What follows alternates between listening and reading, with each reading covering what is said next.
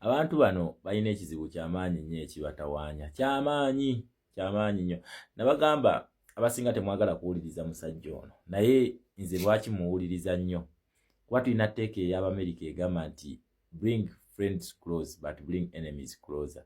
Tiwonaleeta enemy wo close ojja kumanya kikyalowooza then omanye engeri y'okumusabula oba otegeerewo omutuusiza. Omwami ono takyalina kyagamba ggwanga nkiddamu. Ono omwami takyalina kyagamba ggwanga. Kati oba ye waatuula awo nga bamuwandiikira speech, abana bagiwandiika balowooza bannayuganda babigamba basiru, oba bo be basiru nga balowooza nti ekyo kye baali bagenda kisiiga ffe. Njagala owuliriza omusajja ono speech gye yakoze. Ekirooto kye kirina alina fiya 3. Nkiddamu zino statement z'yakoze eyo ye fiya ye. Kanzijje katusooke tumuveeko katono zijje nzikumenyere. You have been seeing the indiscipline and anarchic conduct of some of the opposition, guided by the wrong politics in their heads and prompted by parasitic foreigners that back them. They make many mistakes. These include transporting audiences to create the image of big crowds at the venues. Those arrested following Mr. Kyagulanyi at Mile 4 in Mbarara confessed that they had a fleet of possibly 200 vehicles transporting those nomadic audiences. You then have the Kyagulanyi schemes of causing chaos in the country on behalf of the foreigners that fund them and back them. Mr. Kyagulanyi and his evil foreigners that back him fail to understand that Uganda is a land of spiritual and political matters. The spiritual matters like Karol Rwanga, etc., the political matters like Rutamaguzi are very good examples for the present generations. Many Ugandans, especially those that have been with the opposition, get flabbergasted by those schemes and link up with us and peacefully dissolve those schemes. Do you remember Taja Kulaira? Do you remember Gen Z plan for the 4th of July 2024 for the riots like those of Kenya, etc.? Do you remember those? They were rejected by the people. Have you noticed the number of NUP flag bearers for parliament that are pulling out?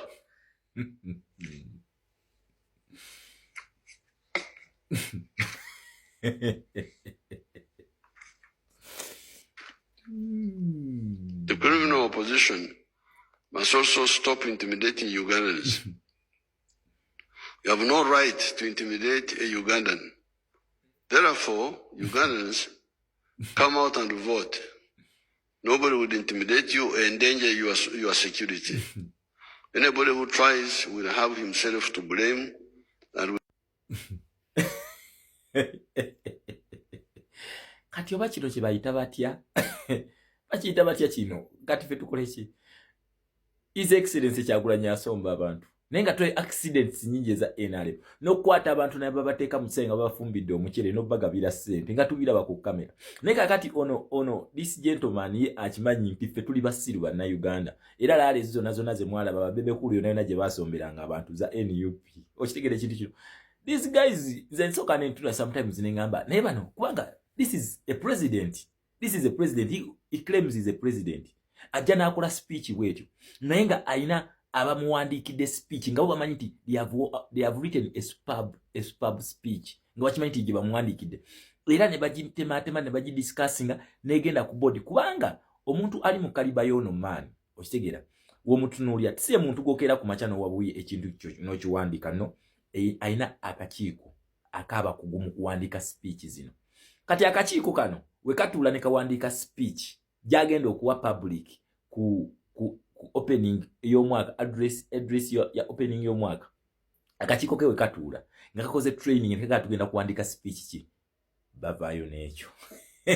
Not even a P1 kid can write such a speech. Muna Uganda nakugamba Uganda bana abasajja tebabeerangako bagezi. Tebatufukidde ku bagezi no. Babadde batufuga olw'ensonga bali batuterawo block gye bali batuterawo kati eno block eno nga yetulemeseza okukola ki nga eri wakati w'eddembe lyaffe ne operation gye batukolako eno ebadde block gye bayita fake opposition the 25 years of fake opposition mukitegere ekintu kino bano abantu bano this is how they have been naye ffe luli tubadde ebintu bino tetubiwa attention okitegera kati akukakasiza nti National Unity Platform yesomba abantu naye ng'omwami ono njagala ojjukire nti yaleeta n'ejjaamu mulambirya ku Mpigi Road which is against the electoral laws n'aleeta jjaamu for almost 20 hours ate tukakasa nti His Excellency Kyagulanyi yamuleeta okitegera ekintu ekyo ayogera ku by'okufuma omuceere gangs zikuba abantu nga za ghetto structure ezaddamulira naye omwami ono yatukakasa nti National Unity Platform yeyina gangs ezikuba abantu ayogedde ku Busaga y'Embarara n'agyogerako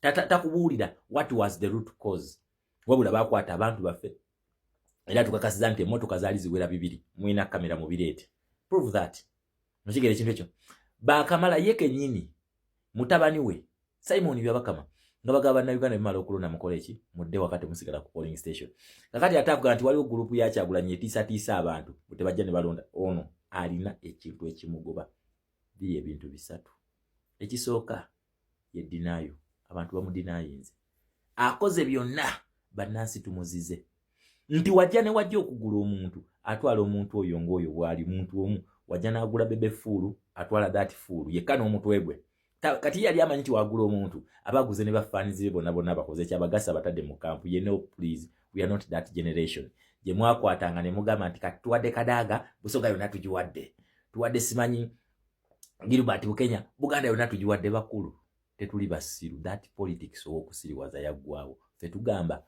all of us if not all of us then no one else bwetyo we tugamba okitegera ekintu ekyo bino by'okuddaawo nga ajjayo omuntu ono ow'omululu mu katundu kammwe ne bamuwana alya nakkuta najja n'abasirwa Abaganda baatuwa Abaganda batuwadde bakulu tetuli basiru not this time not this generation amafuta gano bakugamba nti bagenda gasima mu 2024 agongedde paka 2027 naye 2027 mukakasamu mugenda okubeera ku gavumenti wayogedde kwaga amafuta tayogedde ku pipe akugambye nti amafuta gaffe gundi esooka bagenda gafulumya di mu 2027 takugambye refinery weeri egenda gaproducinga refinery eri Tanzania nyongera obajjukiza amafuta gaffe ono omwami yagagabira ba Tanzania naye kati ayagala kukakasa nti amafuta gaffe Bannayuganda bagenda gatwa bakulu tetuli basiru we are not stupid as you think mwabakolera omusajja ono speech style up fe tugamba mutubulye refinery wegenda okuzimbibwa wano mu Uganda wegba nti pipeline efuluma Tanzania egazze eriddawa egenda tandika ddi